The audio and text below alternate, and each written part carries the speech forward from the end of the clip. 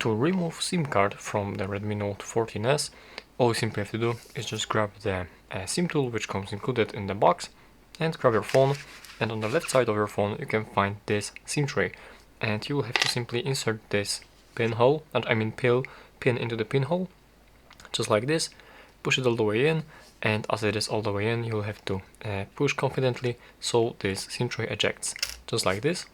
And from here you just have to grab this SIM tray with your nails and take it out of this phone, just like this.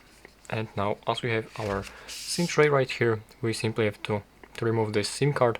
You just have to like push it from the from bottom, and as you can see, it gets out with no problem. It is like loose inside this SIM tray, so there will be no problem with removing it. The same applies to the SD card actually, and additionally for the second SIM card, let me quickly insert this SIM card into the second SIM slot. It is right here, and yeah, all you simply have to do is just push it from the bottom, or you can just like make something like this, and that's basically how to remove the SIM card from your Redmi Note 14S. From here, just insert back this SIM tray into your phone with these cards removed, and that's how to do this.